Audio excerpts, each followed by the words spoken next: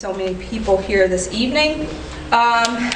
This forum really started in a discussion about how we can help East Cleveland progress and eventually become a vibrant community once again. And CDCs really can be instrumental in achieving that objective. And so that's really what we were hoping for, to get more information from local experts about how we can engage in community development, how we can engage in initiatives that will help revitalize our city, that will have a positive impact on the city's landscape. So in thinking about our way forward, or how we might one day make our community a great and beautiful place again, I think learning about CDCs and possibly thinking about how we can create or structure or empower a local CDC to do development work is, I think, an important first step. So tonight we're honored to have a distinguished panel.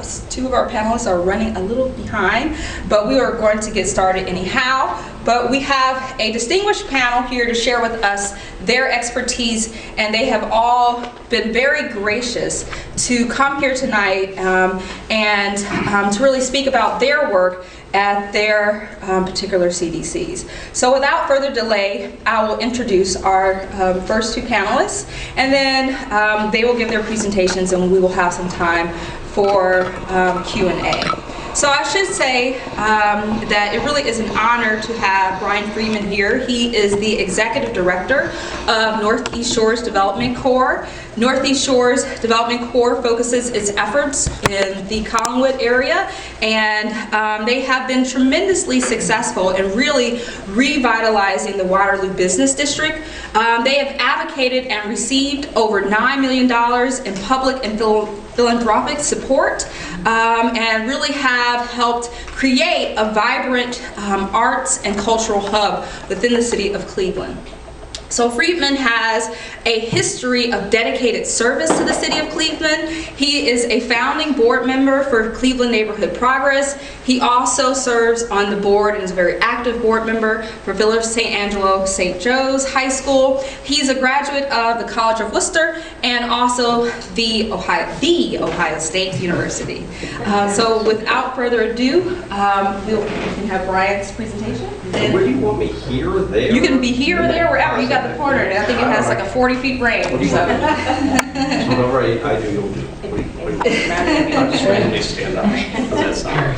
All right, hi everyone, I'm Brian Friedman, Executive Director at Northeast Shores. Thank you guys all for taking time out of your busy schedules and lives. There's a lot of places you could be tonight. I appreciate you coming and thinking I'll say anything useful.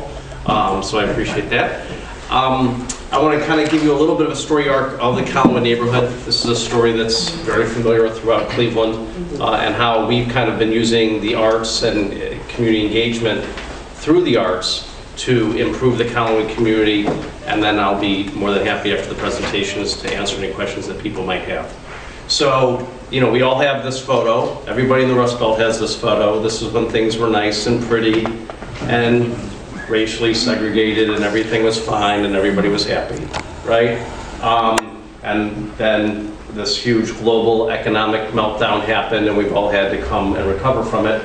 But many of us all remember or keep being told about this magical heyday that was the previous Cleveland. And this for us is Waterloo Road back in the day. This is a photo from the 20s or 30s when the street was actually originally built.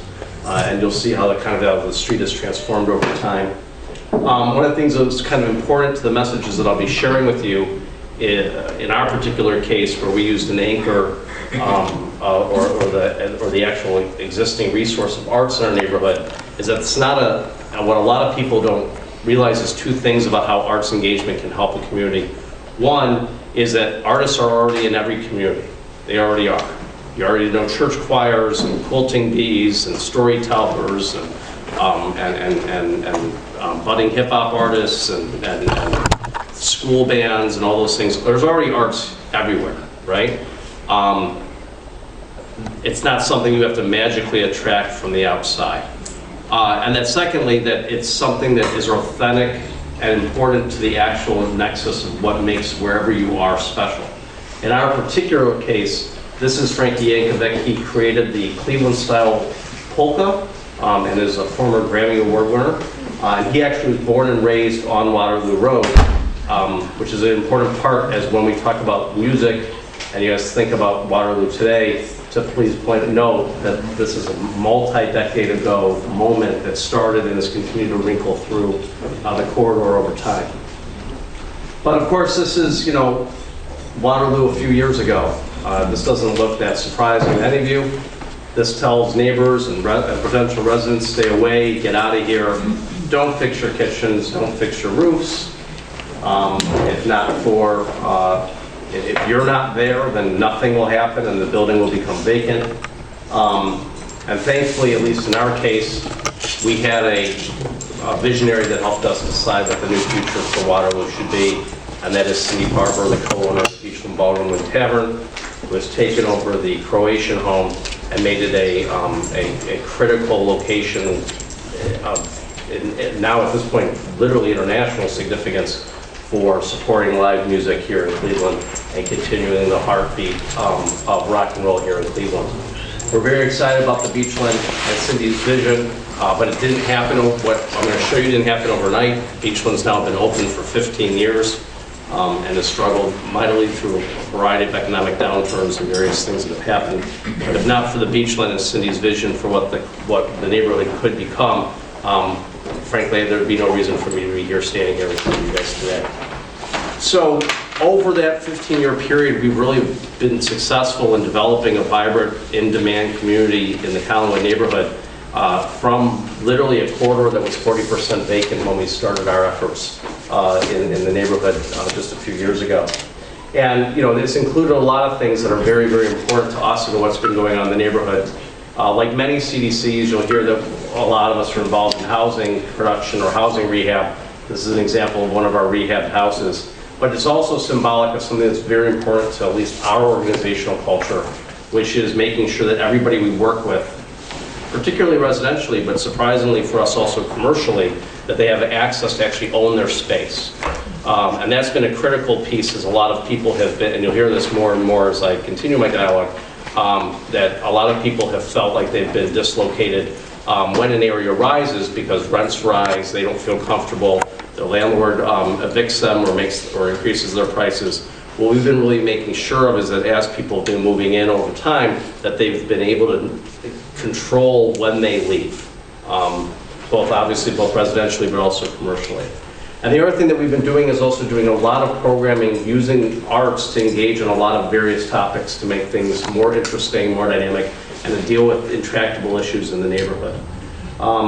Obviously, it started small. It's really easy to put a mural on a wall. It helps make things aesthetically more pleasing, but frankly, how many lives does that really touch? It's a little bit of an improvement, but it's a simple little itty-bitty thing that can make a big difference. And it's continued and grown, where we've really made sure that we've done some kind of engagement opposite everything that happens. This is a photo of us literally having a chalk artist work with the neighborhood on just chalking the sidewalk opposite an open house of one of our houses that we rehab. Just a simple way to get neighbors engaged opposite one of our rehab projects.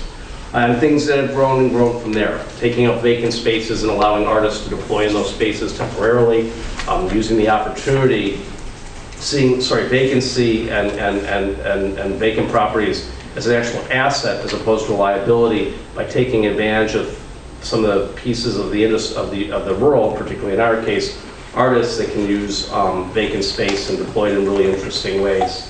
Making sure we have a lot of community festivals and a lot of opportunities out in the public space to really make sure that people know that there's something